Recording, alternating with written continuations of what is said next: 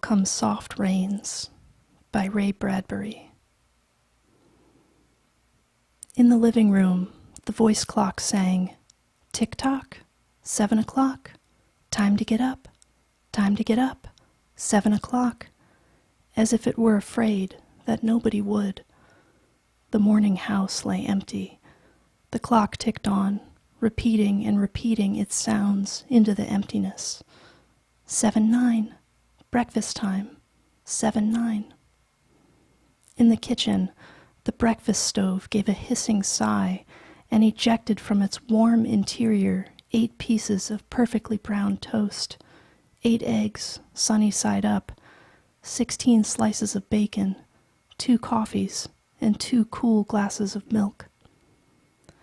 "Today is August 4th, 2026, said a second voice from the kitchen ceiling, in the city of Allendale, California. It repeated the date 3 times for memory's sake. "Today is Mr. Featherstone's birthday. Today is the anniversary of Toleda's marriage.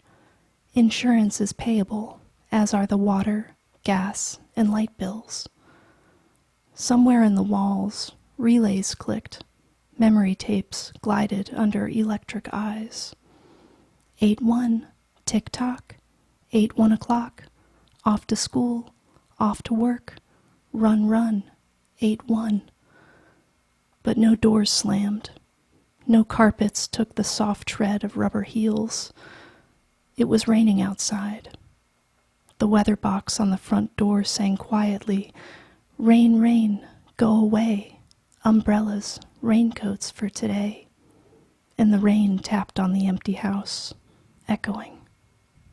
Outside, the garage chimed and lifted its door to reveal the waiting car. After a long wait, the door swung down again. At 8:30, the eggs were shriveled and the toast was like stone. An aluminum wedge scraped them into the sink, where hot water whirled them down a metal throat, which digested and flushed them away to the distant sea.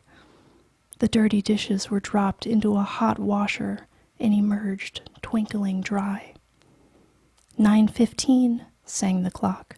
"Time to clean." Out of the warrens in the wall, tiny robot mice darted. The rooms were a-crawl with the small cleaning animals, all rubber and metal.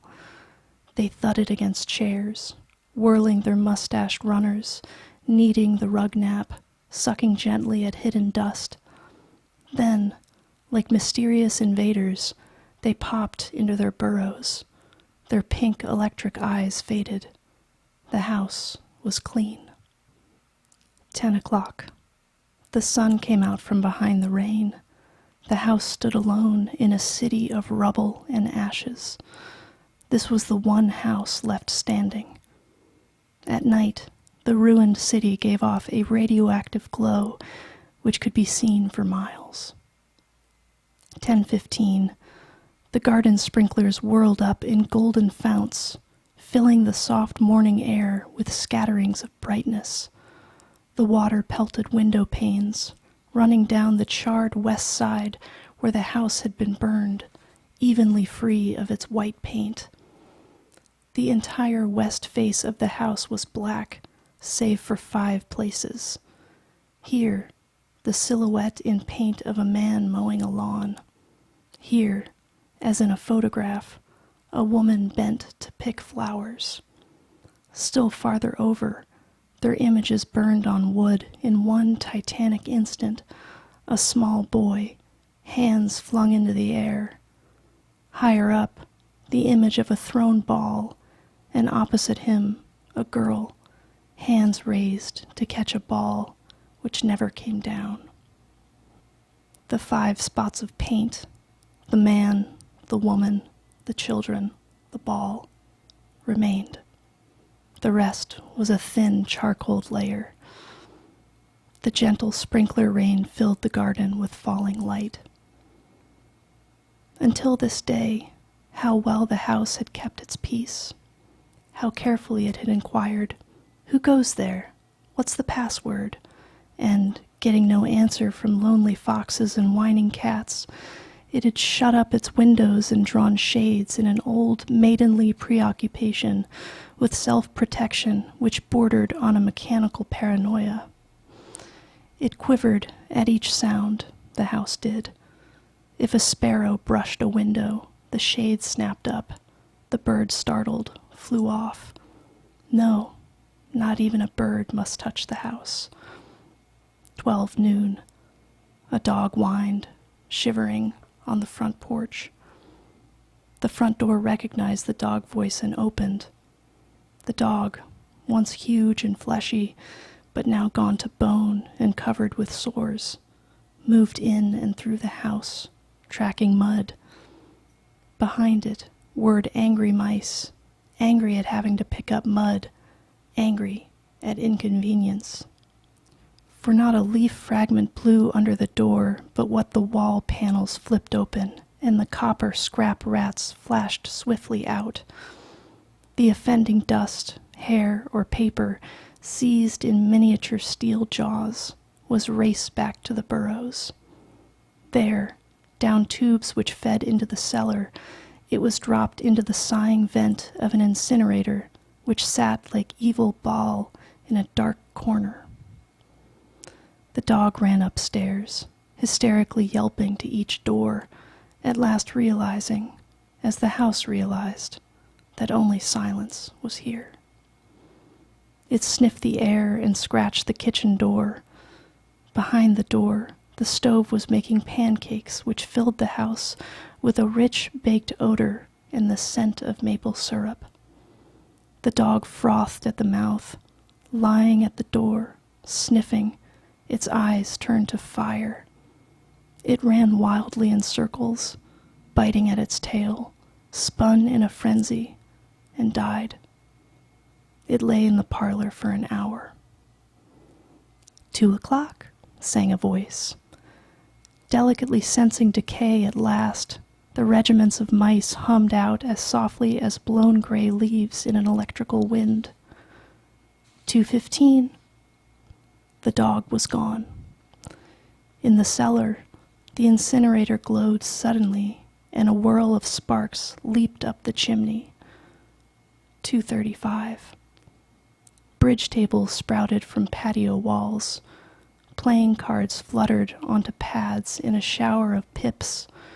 Martinis manifested on an oaken bench with egg salad sandwiches. Music played. But the tables were silent, and the cards untouched. At 4 o'clock, the tables folded like great butterflies back through the paneled walls. 4:30. The nursery walls glowed. Animals took shape. Yellow giraffes, blue lions, pink antelopes, lilac panthers cavorting in crystal substance. The walls were glass. They looked out upon color and fantasy. Hidden films clocked through well-oiled sprockets, and the walls lived.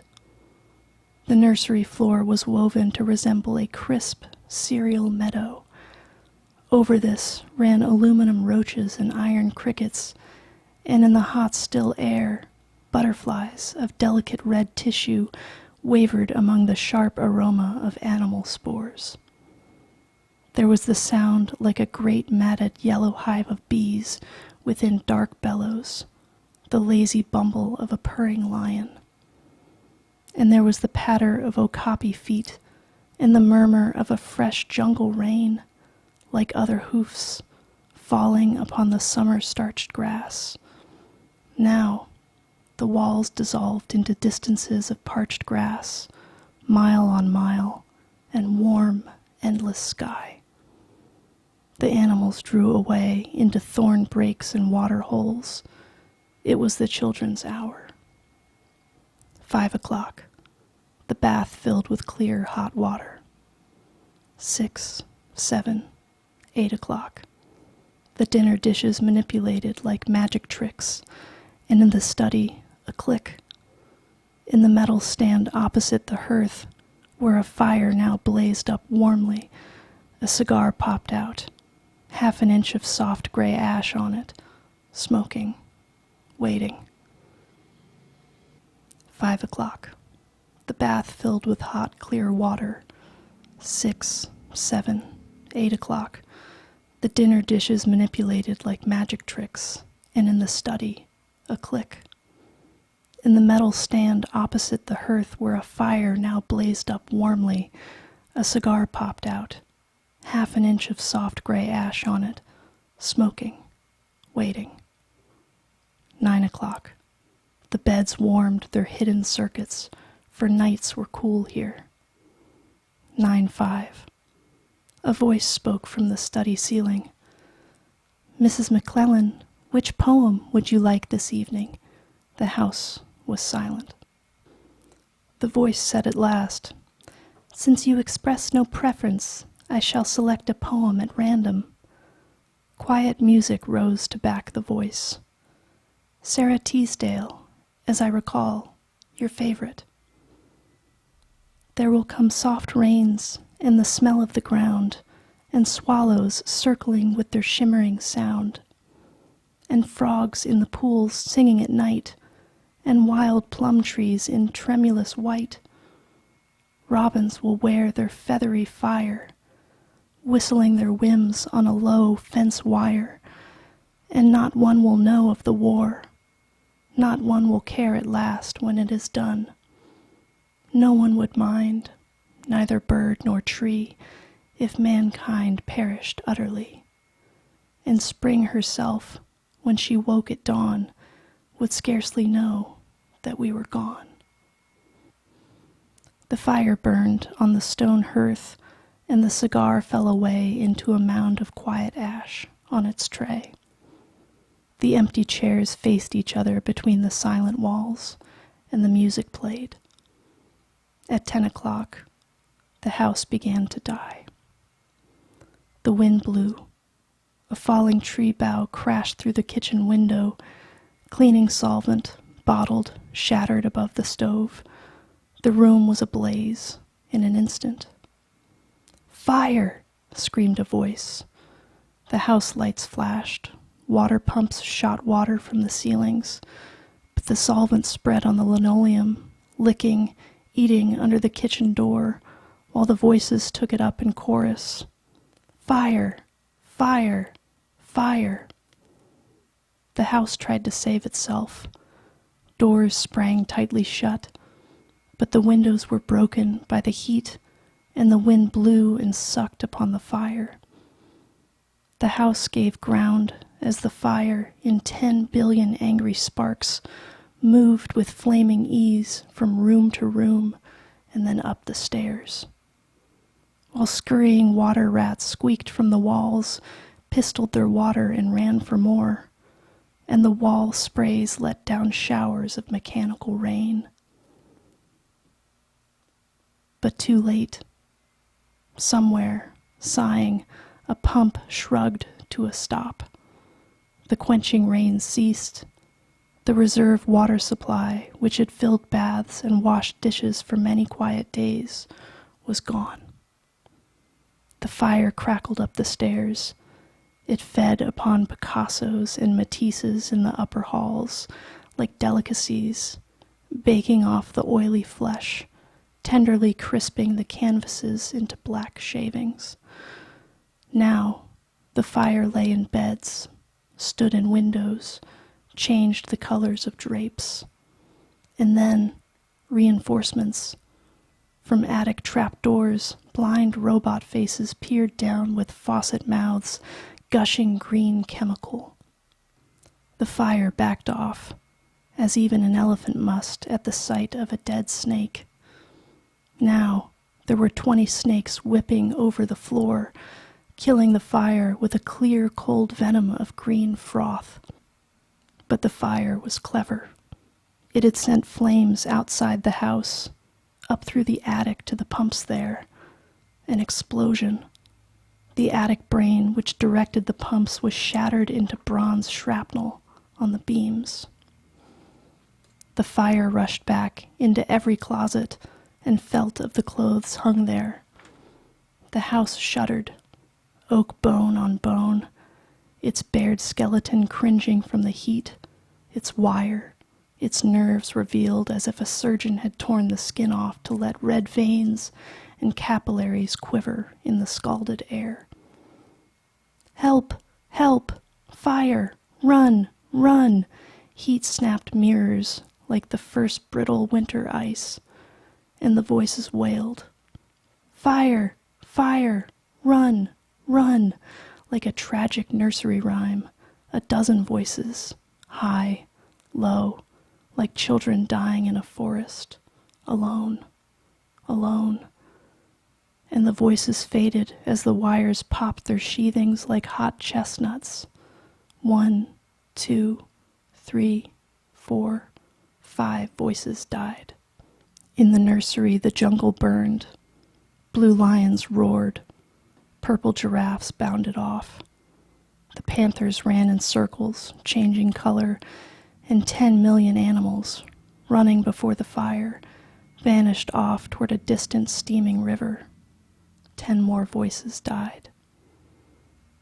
In the last instant under the fire avalanche, other choruses, oblivious, could be heard announcing the time, cutting the lawn by remote control mower, or setting an umbrella frantically out and in, the slamming and opening front door, 1,000 things happening, like a clock shop when each clock strikes the hour insanely before or after the other, a scene of maniac confusion, yet unity, singing, screaming, a few last cleaning mice darting bravely out to carry the horrid ashes away, and one voice, with sublime disregard for the situation, read poetry aloud in the fiery study until all the film spools burned, until all the wires withered and the circuits cracked.